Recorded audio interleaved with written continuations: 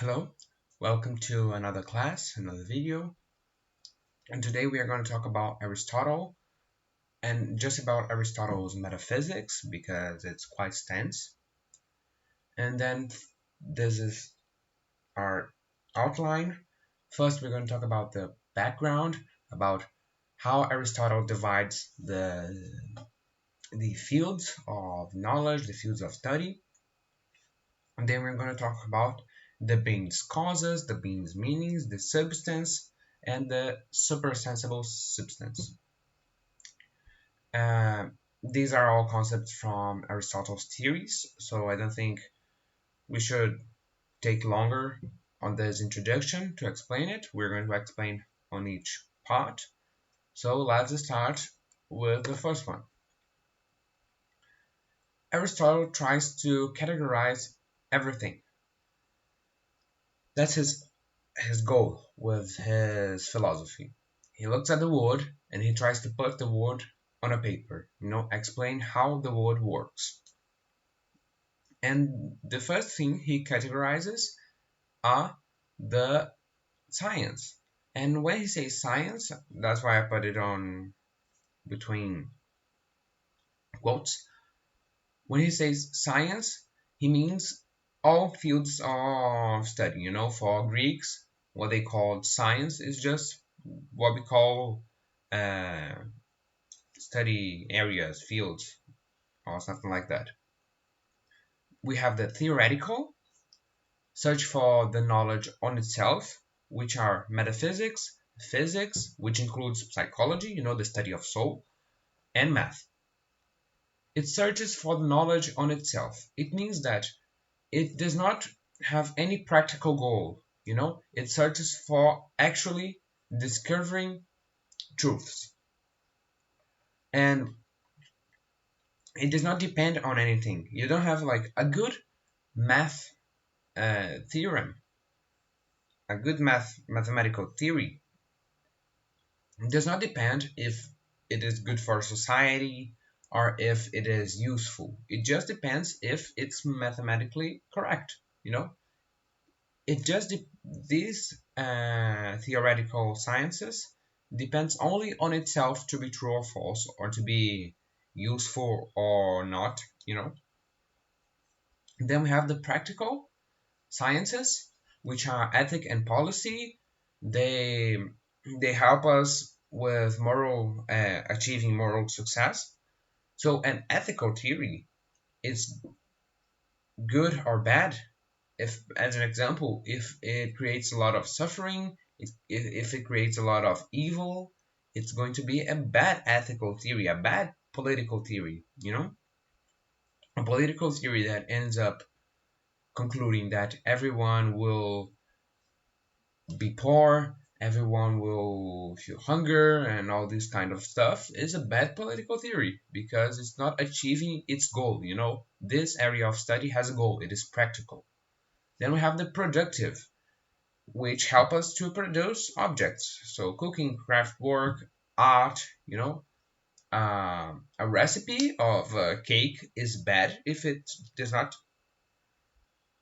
not possible to do a cake using that recipe, to make a cake, bake a cake using that recipe.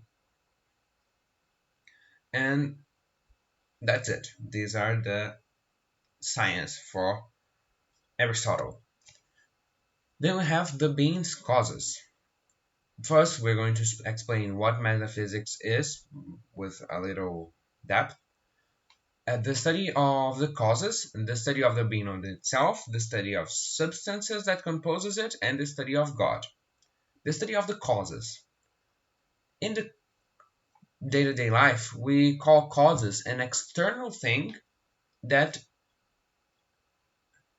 like a cause of something is an external thing that has this something as a consequence, as an effect. So like the cause of me could be my mom. But for Aristotle, it's a little different. The concept is not exactly that. For an example, Aristotle is going to say that a cause for this mouse, for an example, is the plastic. its parts are cause of this. All the things that needs to exist for it to exist. This is what he considers causes.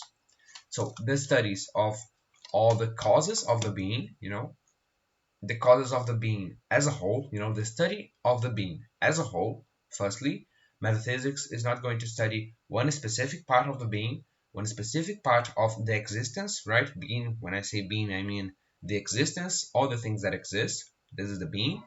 It studies it as a whole. It does not study a specific part of it. So it studies the causes of it.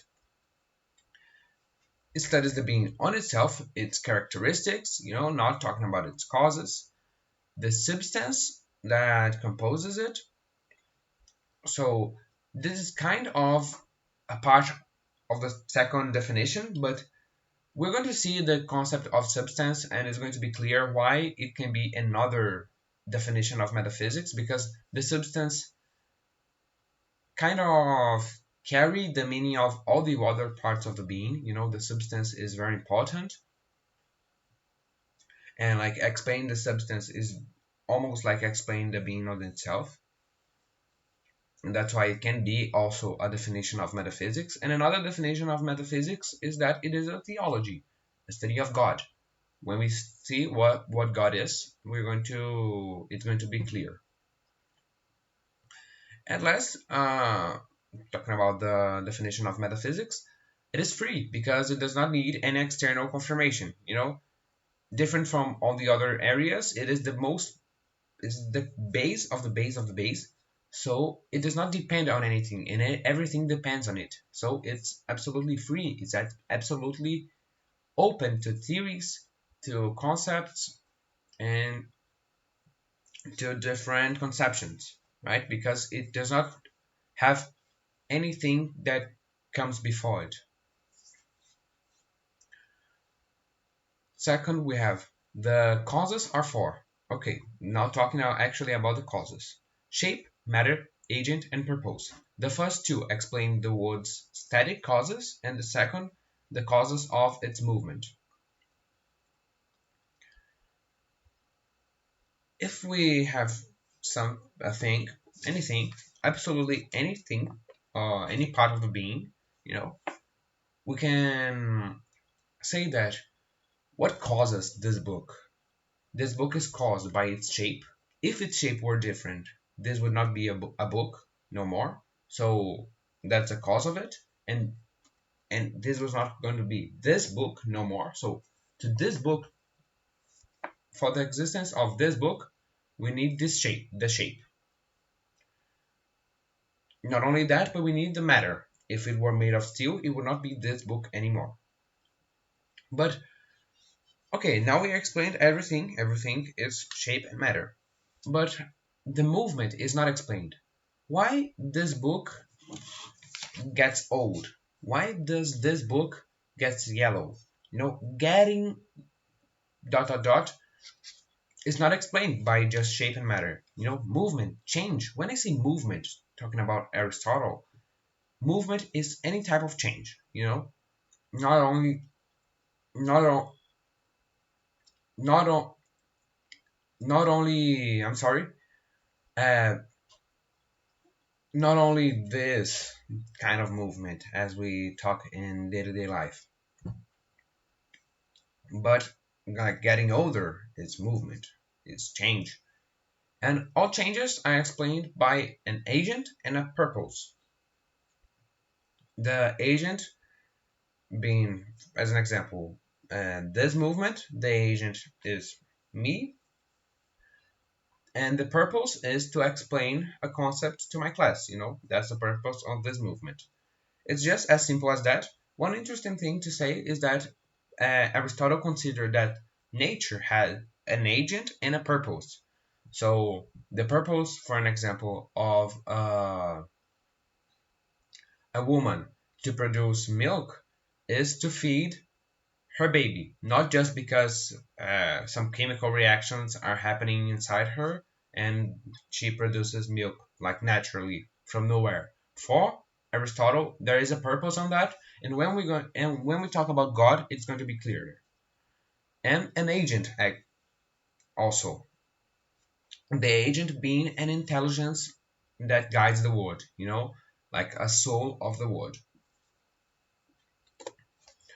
Then we have the being's meanings. The being's meanings are various ways of understanding the being. The being is not one, as Parmenides would say, and is not divided in like hyperuranium and sensitive existence, just as Plato would say. The being is just one, but this one being has different meanings, has different aspects, and these aspects are divided in four. The being as a group of categories, as potency and action, as an accident, and as truth. So the being as a whole can be categories. These categories are a group of 10 aspects, which the most important is substance, and all others refer to it. These aspects are like, they're not important at all. You don't need to have it in your mind, but they are things like place, time, relation, quantity, quality, and substance, which is the most important. Talking about the mouse again, the substance would be mouse. It is a mouse. The substance is what carries the identity of the thing. The amount of mouse that we have here is 1. The time is 2022. The place is in my bedroom. And there we go, explaining everything. And this group of categories can define the being. This is one of the means of the being. And this substance is what this thing is made of, is the base, is what guarantees that it's going to be like this. And we're going to talk about the substance a little more in the next 2 slides. Then we have potency and action, which do not refer to the substance, and that's why it's not a category. And they are just as essential as it is.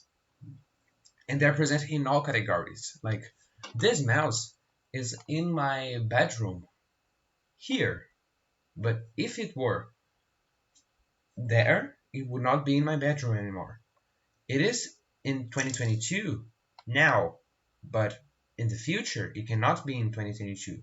So it has the potency of not being like this. So the being, remember that being, this is very important for everything that you're going to study in philosophy about being. Being is a verb.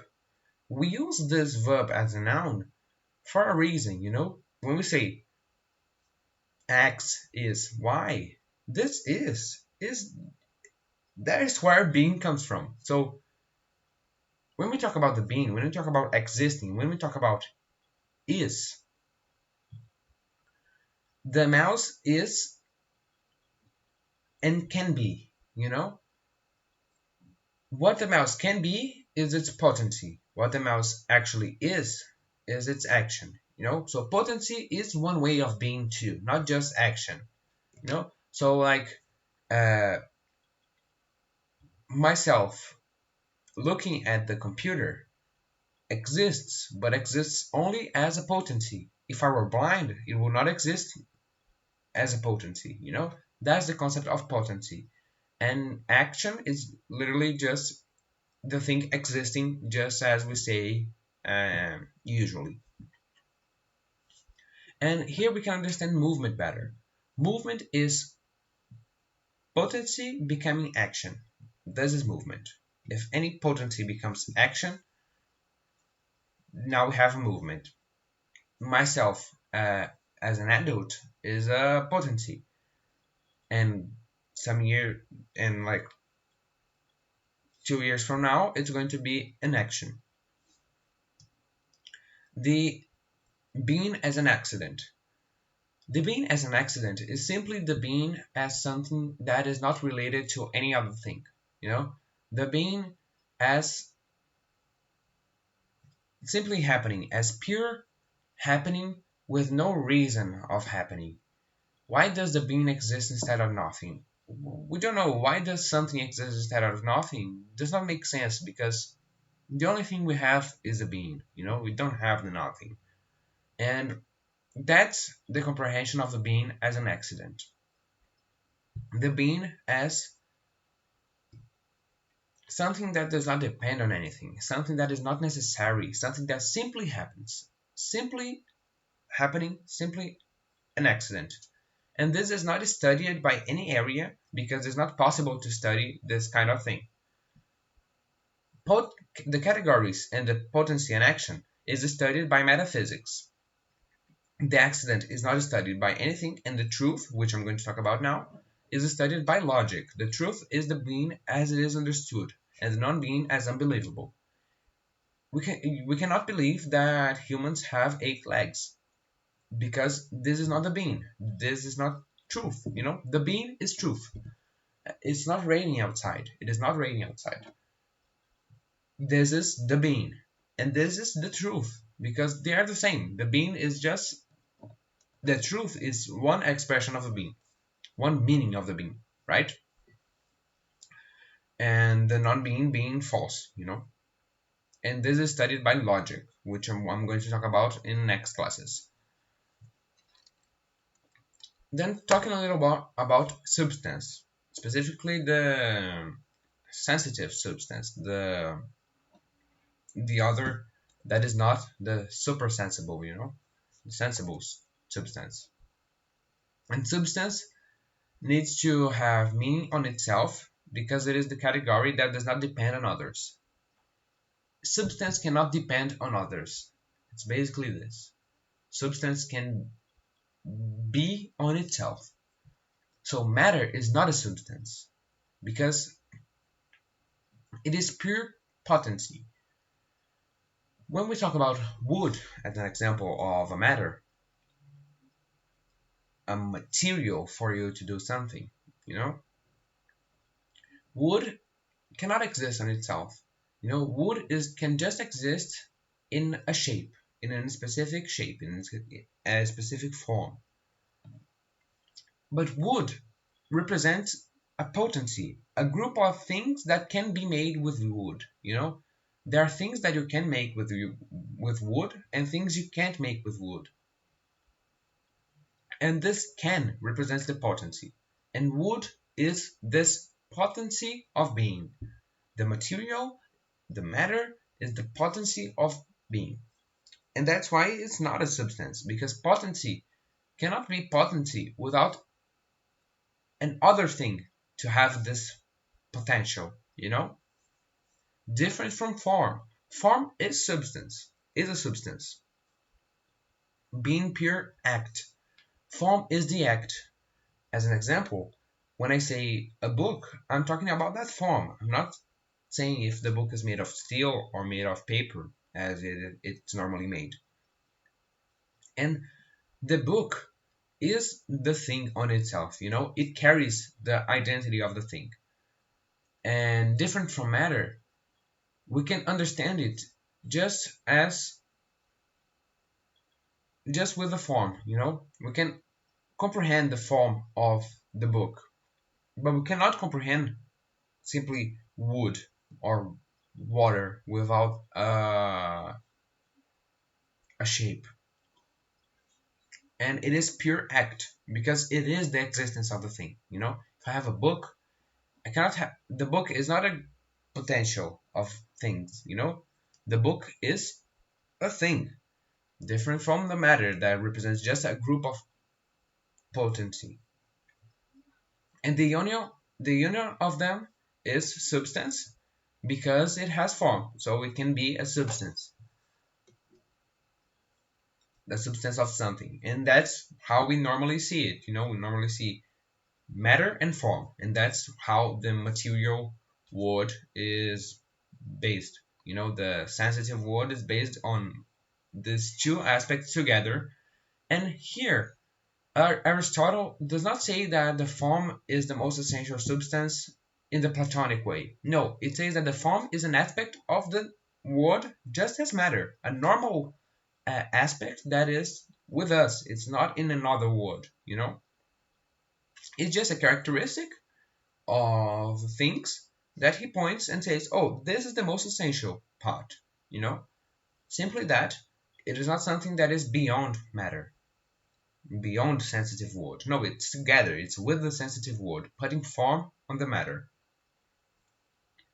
But it's not because he is not Platonic that we don't have a supersensible substance. And the argument for the existence of a supersensible substance is basically that time is eternal, because if it wasn't, if there was a before time existing, this before, there would need to be a before, and there cannot be a before because time didn't existed. So it does not make sense to think that time is not eternal. Thus, movement is eternal because because time is just an expression of movement. Movement being comprehended as potency becoming action. This is eternal. Potency is always becoming action and always will. Almost everything that moves is moved by another thing, an agent. Okay, this is quite obvious. For something to put a potency as an action, there need to be another something with that characteristic as an action. So like for me to make the book move, I need to have my hand moving. So for the book to move, my hand needs to be moving. So for me to put this potency in action, my hand needs to have this characteristic in action. But a conscience can be moved by a purpose. You know, when you see a good thing, you try to do the same. You know, it moves you to put that potency in action just by seeing that thing in action. And here is the thing that makes this conclusion that uh, will get us into the conclusion. An eternal being moves the whole universe as a purpose. An eternal being moves the universe because the movement in the universe is eternal. So the being that moves it has to be eternal. All right. And it is as a purpose because it cannot be an agent. Because if it were an agent, the movement the movement should not be in action in the world, and there need to be another thing to put it in action. But the movement has to be in the world all the time because it is eternal. And being eternal, there cannot be an agent that moves it because it had to be stopped before the agent moves it, right? And it needs to be eternal. So we have something that the world looks at this, the world with its conscience, the world has a conscience that sees that face, this thing, and always tries to be the same of that. And this this trial the is the movement that is eternal. And this thing has to be pure act because it needs to have all the potencies in act on it. So it cannot have any potency because if it had any potency, this potency would need to become an action. So this thing that we're talking about is God, obviously, had to have another thing that moves it. But anything can move it because it is the last point, you know, as a definition. It is an immobile matter, something that does not move, that moves all the other things, the immobile matter. So it is pure act. Being pure act, it is just formed, because remember, form is act, and it does not have a matter. God does not have a matter because it would put potency on it, and God cannot have any potency. Furthermore, it would be eternal, obviously, infinite in everything, because all the being needs to want to be the same as God, perfect, because it has everything innate on it. It does not need anything more, so it is perfect. And it is thought of thought. This part I need to explain. God only thinks about and only cares about and only can put effort and give attention to itself, because it cannot give attention to things that are not perfect, because he is absolutely perfect. Being absolutely perfect, he cannot have any relation with other things that are not perfect. And that's why he's thought of thoughts, because he only thoughts about himself. So he is the thought of himself, the thought of thought. And impersonal, because he does not care about the world, he does not care about anything. He don't have any relation with everything that happens in the world, because it is only a static, perfect, and absolutely complete being. And the world is always trying to be the same as him. But it is completely infinite, completely perfect. It is impossible to be like him. So that's why the movement is the world is moving eternally. And here we are done with Aristotle's metaphysics. I hope I were clear. This is quite hard, and I hope you enjoyed, and I hope I can see you in next class. Goodbye.